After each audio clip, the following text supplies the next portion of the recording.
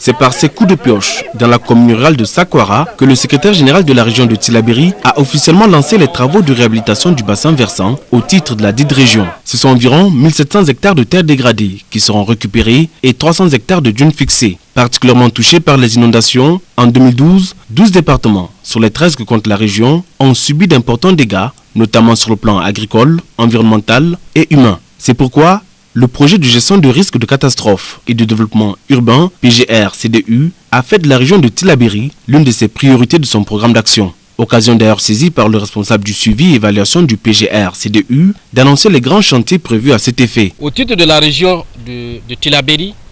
il y a à peu près 21 milliards qui seront injectés au titre de la région pour essayer donc de mitiger un peu les actions de protection des bassins versants et tout ce qu'il y a comme d'autres activités. Au titre des activités qu'on a retenues au titre donc de la région donc de Tillabéri, vous avez dans le domaine du développement urbain la réalisation donc de caniveaux dans les communes de Tillabéri, de Kolo, de Saï,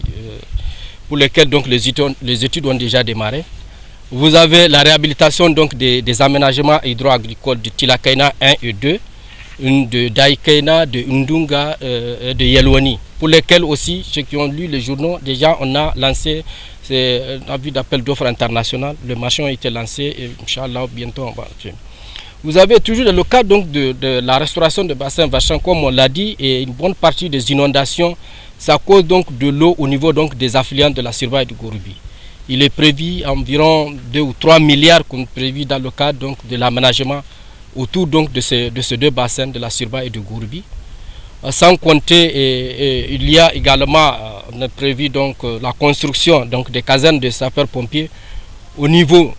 de certaines localités où ces activités n'existent pas, notamment à Walam. Il y aura la construction et l'équipement de brigades,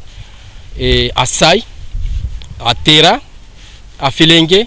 à Kolo. Donc toutes ces localités, le projet a déjà lancé. Ceux qui ont vu aussi le journal, il y a eu le lancement pour le recrutement des entreprises pour la construction donc des différentes casernes donc des sapeurs-pompiers. Dans son mot, le secrétaire général de la région de Tillabéri a brossé un tableau noir de la situation dans sa région suite aux inondations de 2012 qui ont eu de lourdes conséquences sur la vie socio-économique de son entité administrative. D'énormes dégâts ont été également enregistrés au niveau des secteurs sociaux de base, notamment le transport, l'éducation, le logement, la santé et l'hydraulique. Et le montant total des dégâts et des pertes en biens matériels aux environs de la région a été estimé à plus de 25 milliards de francs CFA. Mesdames et messieurs, c'est pour toutes ces raisons que dans le cadre de la lutte contre la dégradation de l'environnement, le PGR-CDU a prévu des actions de CS-DRS en collaboration avec le ministère de l'Environnement, en faisant recours à des prestataires spécialisés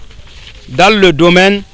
pour la mise en œuvre de certaines activités relatives à la réalisation des ouvrages de récupération des terres, de glacis et plateaux, la fixation de dunes, la plantation d'arbres, l'ensemencement des herbacées et la protection biologique des berges de Kouri dans la vallée du fleuve Niger. Par le biais du maire de la commune rurale de Sakwara, les populations très enthousiastes et revigorées grâce au projet de gestion de risques de catastrophes et de développement urbain, PGR-CDU, en vue de les prémunir des catastrophes naturelles, ont exprimé leur gratitude aux plus hautes autorités et au projet. Cette année 2016, ce sont 19 communes concernées, dont 19 sites et 18 ONG, pour mener et superviser les activités qui ont été retenues pour un montant global des travaux de 574 millions de francs CFA, dont 400 millions destinés au cash for work et pour l'achat de petits matériels.